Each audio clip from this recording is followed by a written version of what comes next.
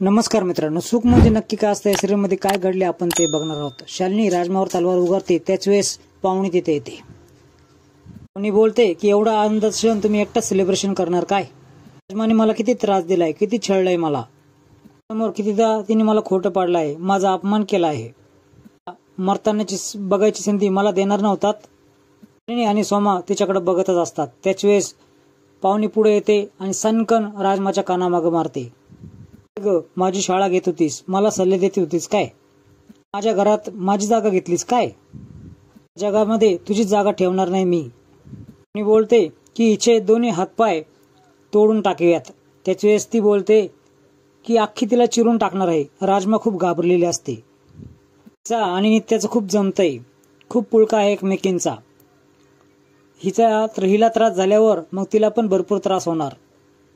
नित्याला त्रासात बघून मला खूप आनंद होईल असं पाहुणी बोलते। मी गुडघ्यावर बसून तलवारीची मागणी करते। शालिनी पुढे हात जोडते, हातामध्ये तलवार द्या असं बोलते। हिला मारण्याची संधी मला द्या असं वारंवार बोलते। म्हणाल ते करेल मी आयुष्यभर असं पाहुणी बोलते। हे सुख माझ्याकडे द्या मालकीनबाई, मी तुमच्याकडे भीक मागते असं पाहुणी बोलते। तुला भीक असं म्हणून शालिनी तिच्या हातामध्ये तलवार देते।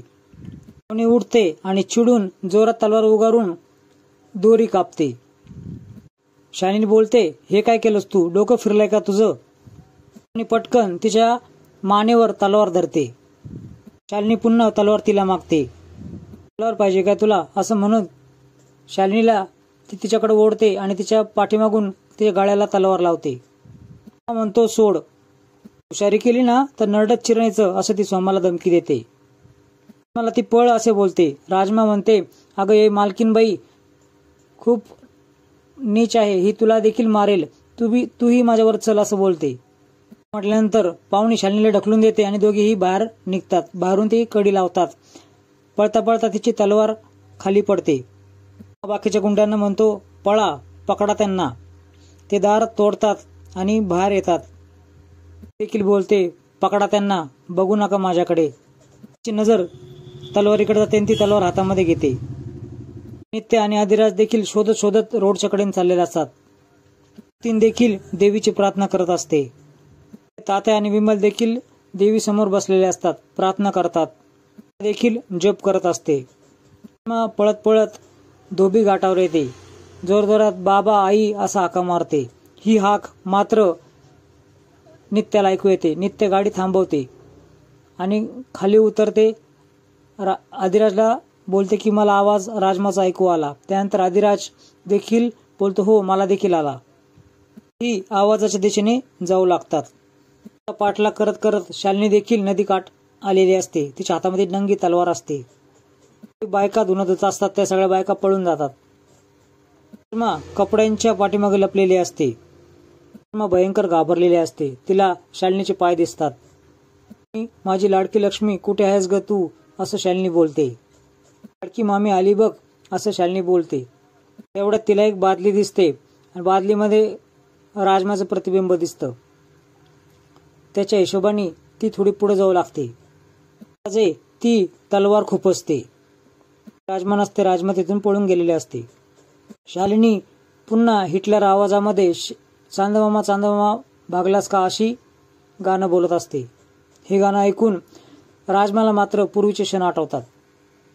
राजमा इथं पूर्ण घाबरलेली असते। त्यानंतर शालिनी जोरात तलवार खुपसते तर ती तिच्या जवळून निघून जाते। तिला लागत नाही। साडी फाटते आणि त्या फाटलेल्या साडीमधून राजमाला शालिनी पूर्णपणे दिसू लागते। शालिनी तिच्या समोर येते। देतेस मला, जा ना तुझ्या मामाकडं, तुझ्या आजी आजोबाकडं, बघ ते तुला बघतायत, बोलवतायत असं ती बोलते। तुला ते बोलतायत असं म्हणून जोरात ती वार करते। त्याच वेळेस तिचा हात पाहुणी पकडते।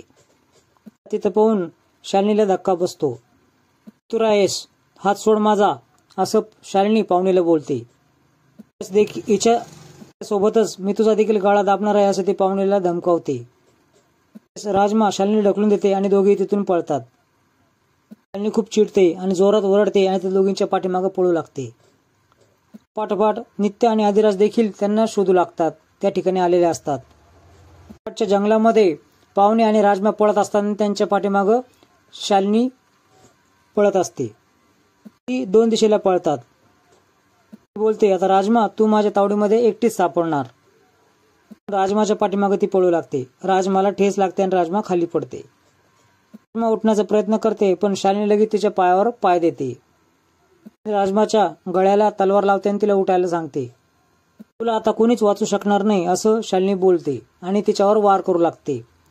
तो वार पाहुणी झेलते. हातामधून खूप रक्त येऊ लागतं. आडवी येऊ नकोस, बाजूला हो असं शालिनी बोलते आणि तलवार मागं ओढते. हातातून रक्त येऊ लागतं हे पाहून राजमा खूप घाबरते. पुन्हा चिडून वार करते. पाहुणी परत तो वार झेलते. बाजूला हो, तुला मरायचंय का? तुला राजमाच्या आधी मरायचंय का? थांब, मी तुलाच मारते. आणि असं म्हणून तिच्या पोटात तलवार खुपसते. शालिनी खूप हसू लागते आणि पुन्हा राजमाकडे वळून तिच्यावर वार करणार तेवढ्याच आदिराजचा तिला आवाज ऐकू येतो. ती पळून झाडामागे लपते. खाली कोसळते. नित्य आदिराज त्यांच्या जवळ येतात. बोलते, हे काय केलंस तू? हे सर्व गोष्ट शालिनी ऐकत असते. आदिराज म्हणतो, हिला हॉस्पिटलमध्ये नेऊयात. आदिराज तिला मांडीवर घेतो. माझी वेळ संपली आहे असं पाहुणी बोलते. त्या बोलते, असं काही बोलू नकोस, तुला काही होणार नाही. आता काहीच नाही उरलं रे. माझं मनापासून तुझ्यावर प्रेम होतं. जन्मातलं. पुरी जयदीपच्या मध्ये यायला नको होतं मी. ची गाठ तर मागच्या जन्मापासूनच बांधली आहे. आज यानं माझे पाप धुतले जातील का रे असं ती अधिराजला विचारते. त्याला बोलते, तुझ्या लेकीला मी काहीच होऊन नाही दिलं बघ. हा डाग मी माझ्या रक्ताने पुसला आहे बघ. सगळ्या चुका पुसायच्या होत्या. तितका वेळ आता शिल्लक नाही. माझी साथ इथपर्यंतच होती पण इथून पुढे तुम्ही दोघं एकमेकाला साथ द्या. अनिलला संपवल्याशिवाय गप्प बसू नका. माझ्या मनामध्ये एक रुखरुख कायम राहील. आई, तात्या आणि सावरीची माफी मागायची राहून गेली रे. बोलते की असं काहीच होणार नाही. तू स्वतः त्यांची माफी मागशील. जोग 3 देवीचा उदय उदय करत असते. मित्रांनो, पुढील भागामध्ये आपण बघणार आहात.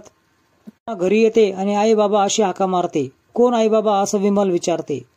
आणि आदिराज दोघेही देवी समोर येतात आणि सर्व सत्य सांगू लागतात. त्याच्या साक्षीने आम्ही तुम्हाला सर्व काही सत्य सांगणार आहोत असं